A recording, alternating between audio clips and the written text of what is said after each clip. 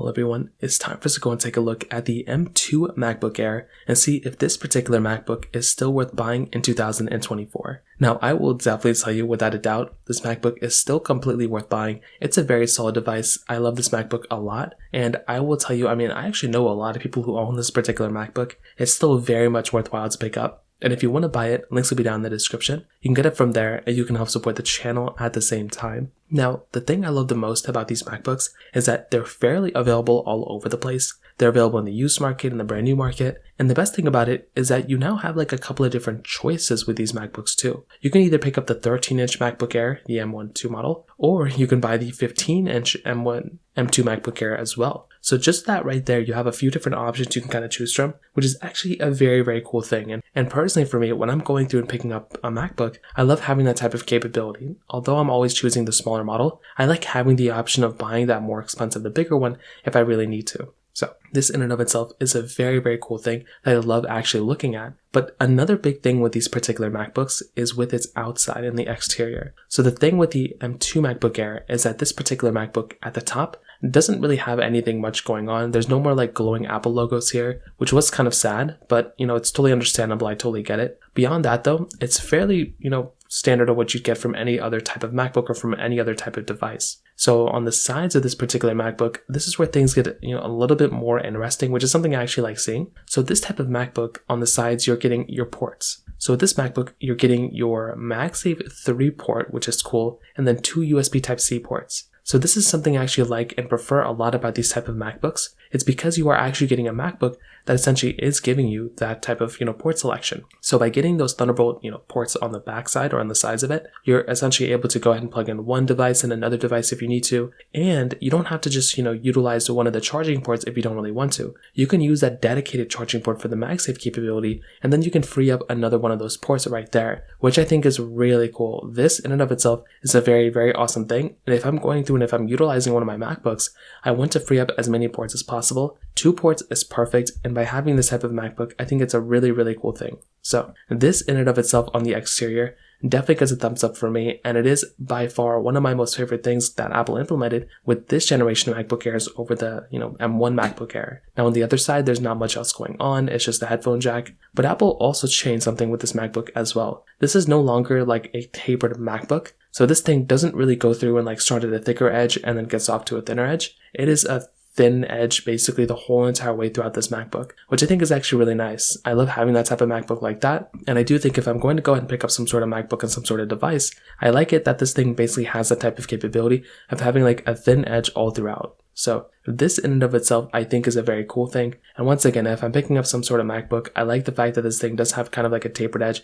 from that particular perspective, that in and of itself. So that's a very cool thing. On the other side's not much else going on. On the bottom side, not much else either, just the, screws that you can kind of, take out this thing if you want to. But that kind of covers it up there. There really isn't much else going on with the outside of this MacBook, and it still looks like a very, very good Mac for sure, without a doubt. Now flipping this thing open, this is where things become a little bit more interesting as well. So with this type of MacBook, when you flip it open, on the bottom half, the keyboard of this thing is actually a fairly decent keyboard. So you are essentially getting that, full-size keyboard. It has a lot of travel, has a lot of click to it too, which is something that's actually very cool with this type of device. And personally for me, as I mentioned before, if I'm going through and if I'm picking up some sort of MacBook, I like the fact that this thing has that type of capability of having like a really good sized keyboard in and of itself. And that's exactly what I prefer and exactly what I want from a type of Mac. So this in and of itself is a very cool thing. And personally for me, I like this keyboard a lot. But also with its type of, display, it's also a very good display. The 13-inch or the 15-inch, whichever one you get, these displays are actually fairly solid. And I do think that's a very good thing going on for this type of MacBook.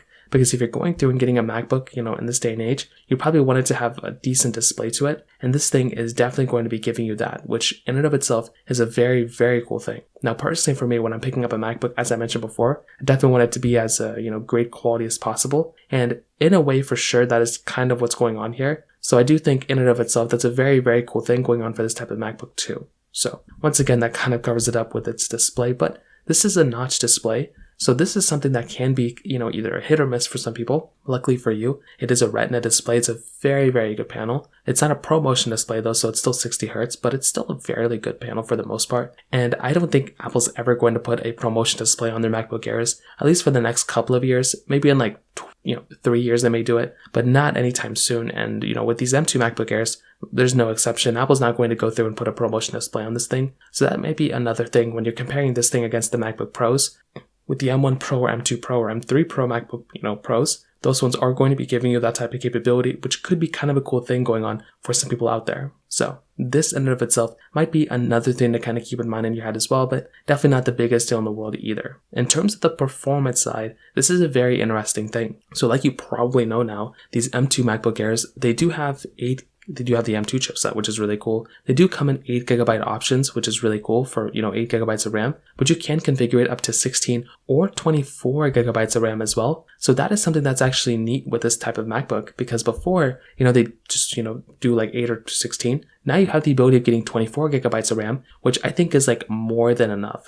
Having that amount of RAM here is insane. That is a ton of RAM. Personally, my MacBook Pro has 16GB of RAM, and I feel like I use my MacBook to its full potential most of the time. And with this type of device for giving you that type of capability, it's actually quite insane. So this in and of itself is very, very crazy, and I love this type of MacBook because of that. So this in and of itself, once again, is another very good asset for this type of MacBook. Now, no matter what you're really going to do for your type of device, you're probably not going to feel like you're missing out on anything. This is a very, very powerful, very good capability MacBook when it kind of comes down to it. And I do think this is some very good stuff, because when you're buying this type of Mac, you definitely want it to have as much power as possible. And honestly, you're really not going to feel like you're missing out on a crazy amount from your MacBook Air to a MacBook Pro. From a performance side, you are getting a very, very good type of MacBook from a performance perspective, from everything across the board. And I do think that's a very cool thing going on for this type of device. Like I said, personally for me, if I'm going to pick up a MacBook, if it has an M2 chip, M1 chip, whatever it has, I'm very, very happy with it. My current MacBook Pro has the M1 Pro chip, and it's very fast. I'm probably not going to upgrade from this MacBook in a long, long time. My M2 MacBook Airs are also very good. If you get that MacBook, you're probably not going to feel like you need to upgrade anytime soon. Maybe the only thing that the M2 MacBook Air is missing out on is another USB Type-C port on the other side, and or maybe an SD card and all that stuff. But beyond that, it's not even that big of a deal. And I do think the M2 MacBook Air is perfectly fine for a ton of people out there. So looking back, I will definitely tell you the M2 MacBook Air is by far a very good type of MacBook. And I do think it's a very solid option if you're in the market and you want to buy a MacBook Air. I think, there definitely can be better MacBooks than this thing, but this is a very solid MacBook, and I love this Mac a lot. There's a lot of reasons why Apple, still is using the same body and everything for a lot of different devices, and I like this MacBook a lot because of it. It is by far a super good MacBook, and I would probably recommend the average person to go ahead and buy it without a doubt. So from that perspective, that kind of covers it up there for the most part. If you have any other thoughts or questions, please let me know in the comment section below. Hit the like button, that would mean so much, but definitely hit that subscribe button. More importantly than everything else, I love every single one of you guys. Hopefully I'll catch you guys in the next video. Peace out till then.